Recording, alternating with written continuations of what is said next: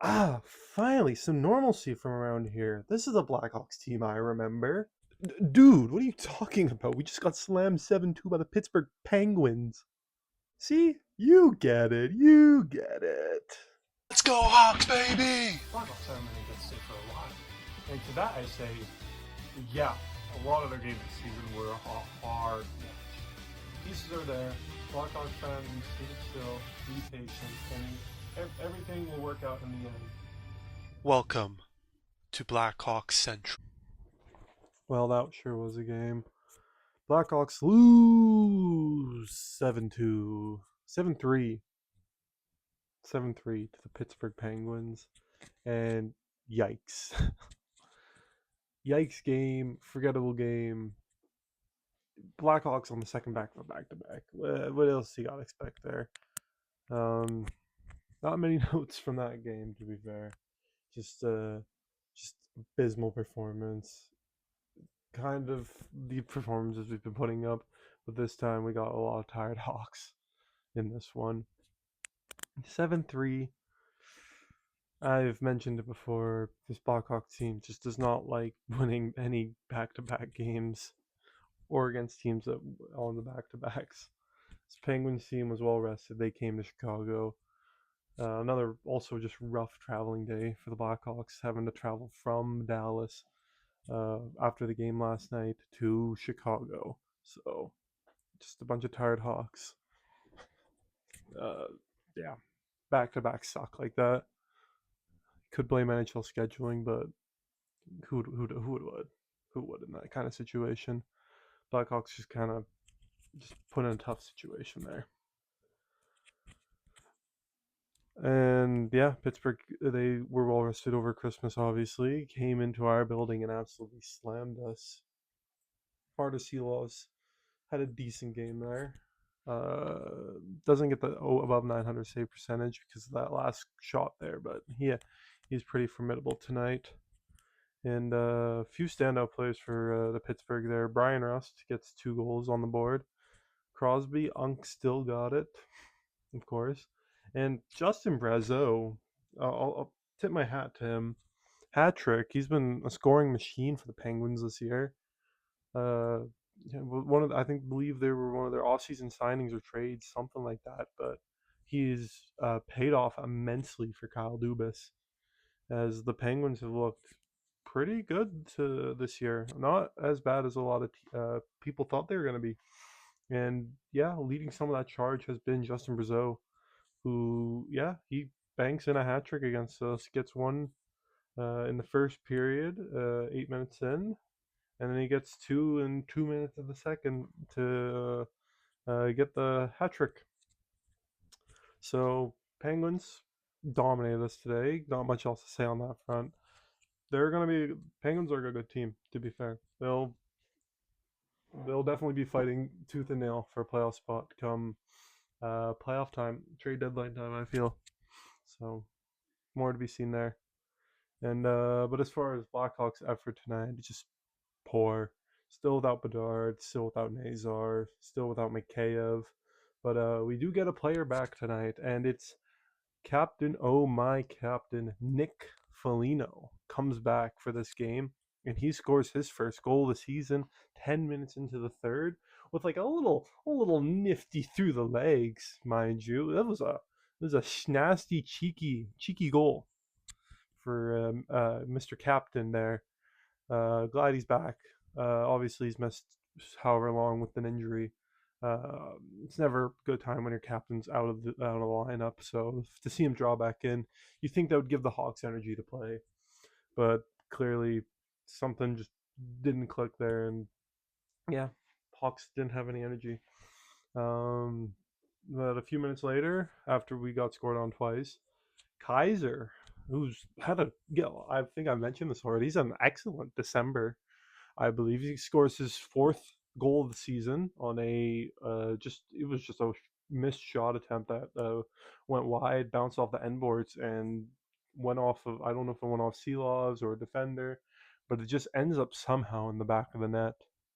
So Kaiser, who's been very praised for his defensive ability, has kind of turned on the offensive bits in this little stretch in December here. Even though this December stretch has been the December stretch of hell, and I'll probably expand upon that after New York, the Islanders this weekend, or on Tuesday. But yeah, this entire just stretch in December has been yikes.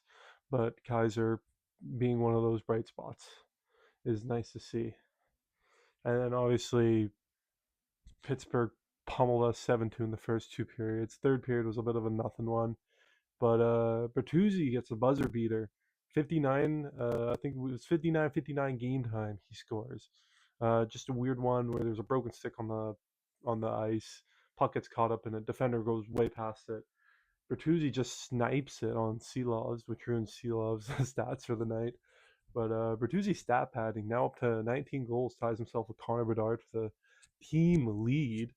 Just a little nice snazzy snipe a little bit there. But so far, almost two 20-goal scorings for the Blackhawks. Bertuzzi might screw around and get himself a 40-goal season.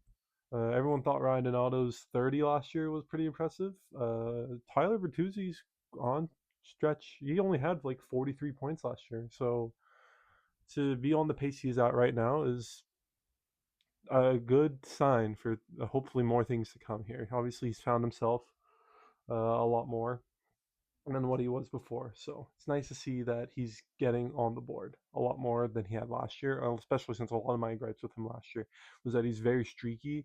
This season, he's a lot more consistent, as in like his consistently scoring. 3 goals over his last uh, 2 games, which is good.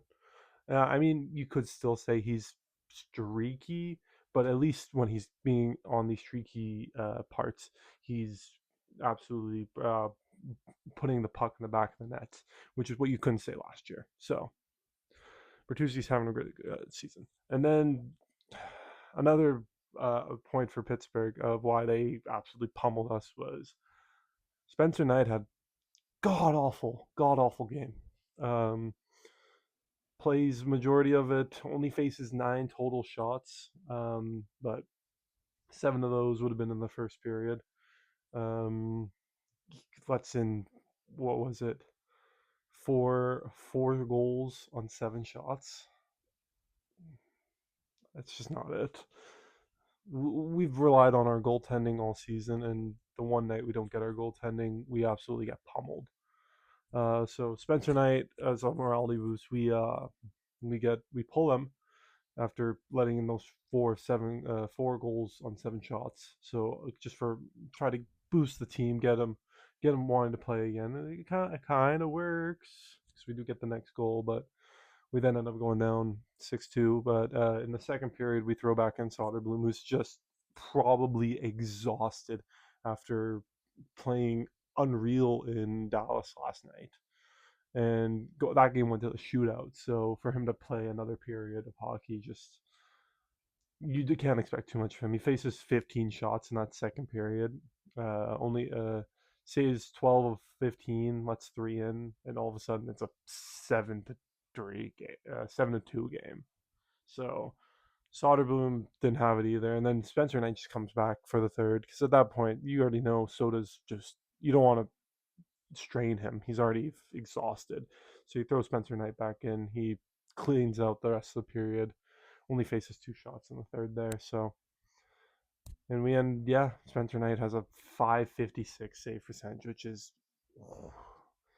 and like I said, for a team that's relied on our goaltending all year, this was not a great game for our goaltending. Our goaltending was abysmal, letting 7 goals in on 24 shots. Ugh, yikes. Just need to clean it up. Our defense, making sure, like, I don't know if Spencer just ate too much over Christmas break here or what, but he needs to lock back in, get the team back on his back, because just can't have another rough performance like that. Can't, especially if you want to stay in this Vesna conversation as long as you want. But we'll move on. Just a rough game. I mean, at this point, this is kind of the Hawks we expected from last year. We're getting absolutely pummeled in some of these games. I don't get it, but it's just yikes. We're getting really, really pummeled back here. So fall 14, 18, and 6. We're not. I don't know how Vancouver did, but I think we're still towards the bottom of the league. So not much we can do. New York, the Islanders on Tuesday. So at one point, I do want to. You know what? We're deviating off here. We're not talking about the game anymore. This is no longer a game review. This is prospect review. Let's get into it.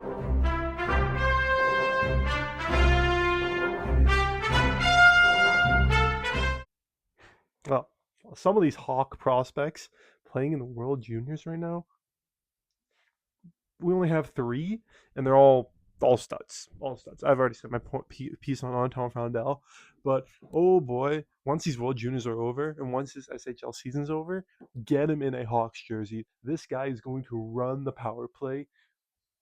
He's going to run our power play. Like, you know how I said in the Oilers review that their power play should be automatic because they got McDavid, Draisaitl. Bedard seam passing Frondell for the one timer, he's gonna be automatic. Frondell's basically Ovi, but from the other side. This guy's one timer is unreal. Bedard just needs to see. Bedard's probably frothing at the mouth, seeing Frondell absolutely bury some power play goals for Sweden. He's just from the right circle, just every time. Every time it's automatic for Sweden. He's got 3 goals so far this tournament for 5 points. And that's the other thing is that Frondell is not he's not a slow player. This guy's faster than Bedard. He was the second fastest player on the ice against Germany. And like, yeah, I get it's Germany. Like Sweden absolutely murdered them 8-1, and Frondell's probably just stat padding, but Frondell's got he's got the focus on the game. He knows the little things. He does everything that he needs to do.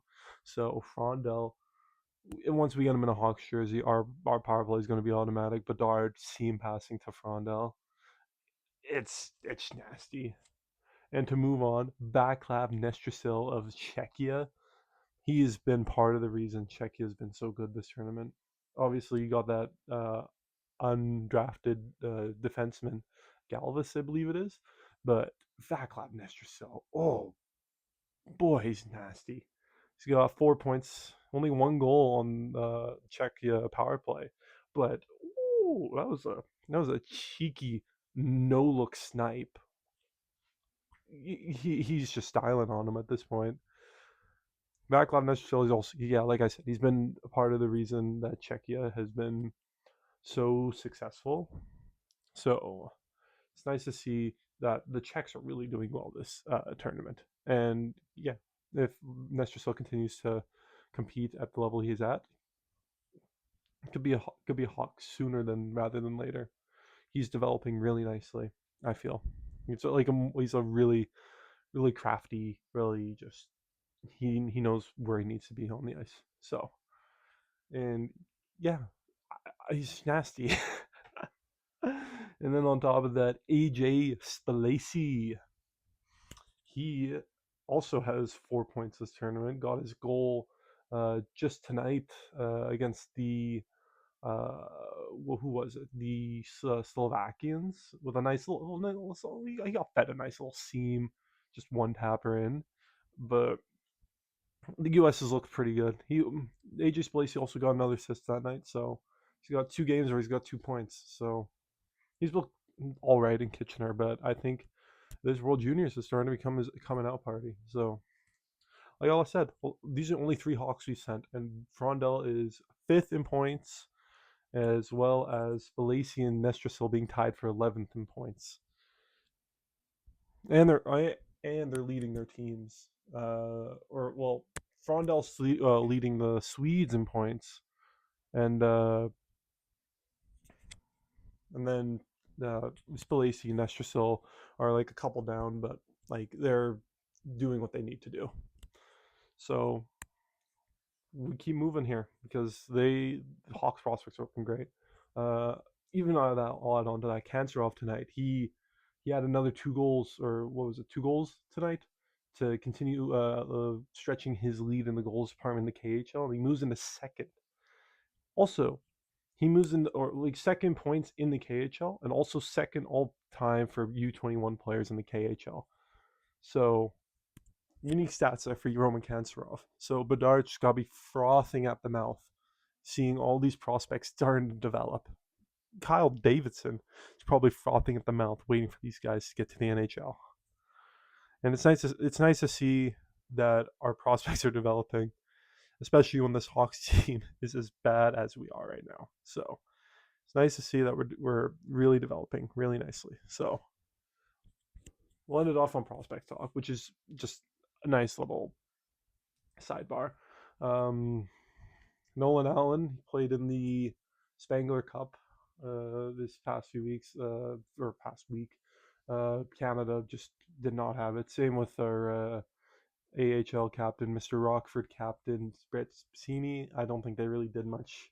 Nolan Allen was the top pair defenseman, and I'll have to look back, see what his plus minus was, but just Canada didn't really do much. And I think a lot of, from what I saw, a lot of the complaints was if they want to take this seriously, they need to send more serious competition other than just AHL people or like NHL alumni. So like Nolan Allen, he's sick, and I think he did end up being a positive plus minus, but not much you can say there. But it's a unique experience for Nolan Allen, and I feel it's going to be a good experience going forward for him. So in his development. So on and off there. Thank you for watching.